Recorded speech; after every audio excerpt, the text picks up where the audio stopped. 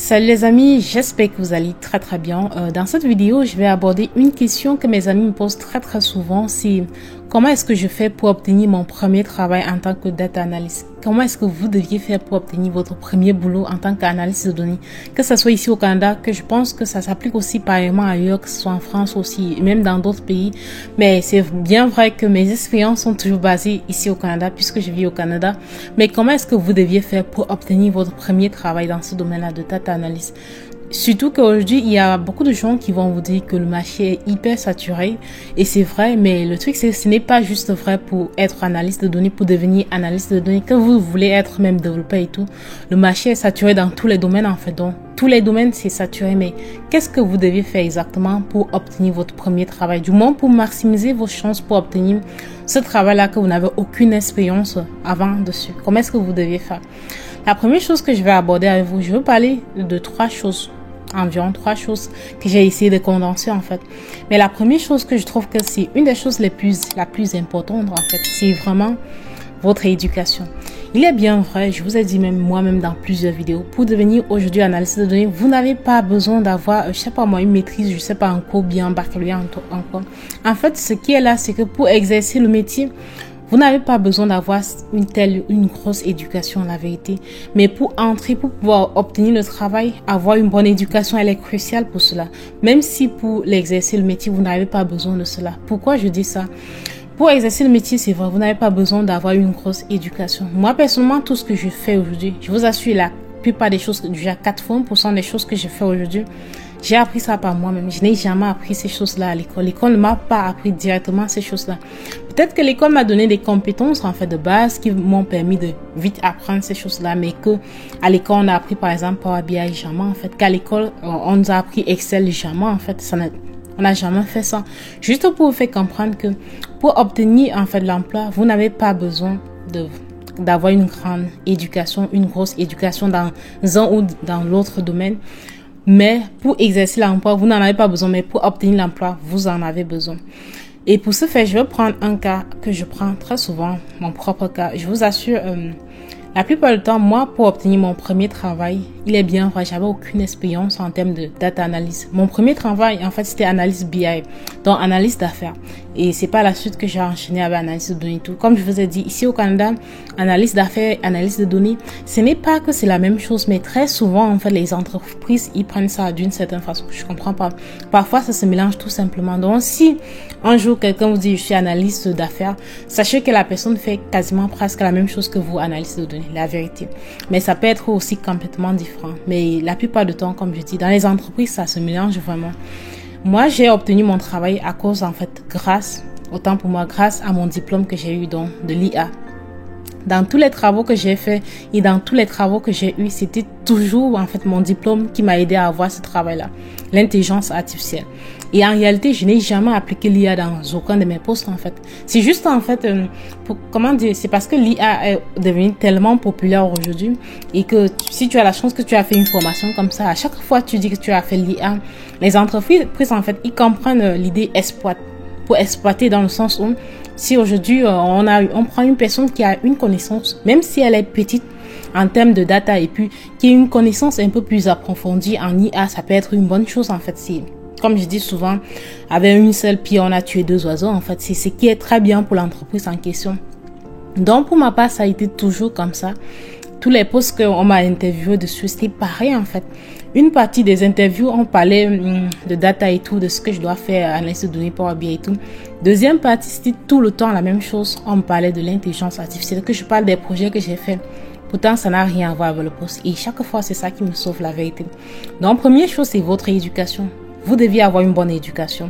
Et si vous n'en avez pas, vous deviez avoir des certifications. Ça, c'est vraiment indispensable. C'est pas quelque chose qu'on peut discuter dessus. C'est vraiment quelque chose d'indispensable. Une bonne éducation, en réalité, c'est une éducation dans le domaine de l'informatique, de la statistique, d'affaires aussi. Ça, là, c'est important. Peut-être finance aussi, je sais pas vraiment, mais une bonne éducation dans le domaine de technologie de façon globale. Ça, c'est la première chose. Deuxième chose, si vous voulez être analyste de données, obtenir un emploi en tant que débutant, c'est de participer à des challenges. C'est bizarre, mais oui.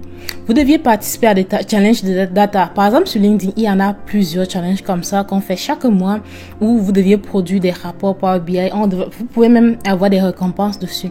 Il y en a plusieurs challenges sur LinkedIn. Faites ces challenges-là pour booster votre profil. Comme ça, les employeurs, en fait, ils vont regarder, ils vont voir ce que vous pouvez produire. C'est déjà quelque chose. Et ça va vous permettre de construire un réseau, en fait, de data. Donc, c'est important. Participez à des challenges sur LinkedIn. Participez à des challenges qu'on vous propose. Ça, c'est vraiment, vraiment très important. Donc, deuxième chose, participez à des challenges. Maximisez, en fait, vos compétences. Essayez d'avoir beaucoup plus que ce que vous avez. Essayez d'apprendre davantage sur les outils que vous deviez utiliser dans votre domaine, que ce soit analyse de données, scientifique de données. Essayez d'en apprendre davantage. Essayez de mettre en profit vos compétences, avoir un très bon réseau. Ça, c'est très important. Donc, deuxième chose, c'est vraiment cela. Quand vous allez faire ça, les gens vont voir vos profils, les gens vont voir les travaux que vous faites.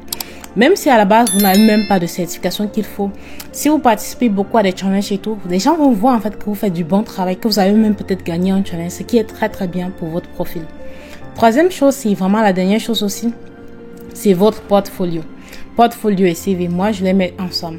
Ça c'est très très important, c'est vraiment très important.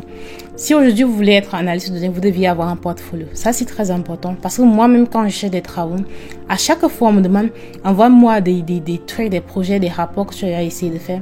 Même pour les entrevues que je vous ai passées dernièrement, j'ai fait des entrevues techniques dessus. En présentiel aussi, je suis allée dans leur bureau pour voir et tout. Ils m'ont invité et tout. Donc, je suis allée pour passer des entrevues en présentiel. Par la suite, la plupart du temps, ils me demandent d'envoyer les travaux que j'ai eu à faire, d'envoyer les trucs. C'est une longue. En fait, la procédure est vraiment longue.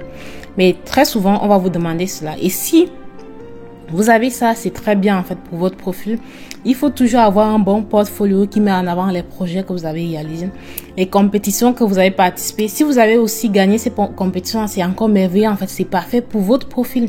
Donc, il faut toujours faire cela, c'est très très important. Je vous assure que c'est très important. Une autre affaire, c'est votre CV. Parfois, vous allez vous rendre compte qu'on ne vous appelle même pas pour une entrevue avant que vous ne la passez pas très bien, en fait. C'est parce que votre CV n'est pas bien. Il faut mettre en avant vos compétences dans votre CV. Et s'il y a lieu, je vais vous dire quelque chose qui peut être bizarre pour certaines personnes, mais s'il y a lieu, il faut mentir sur certaines choses.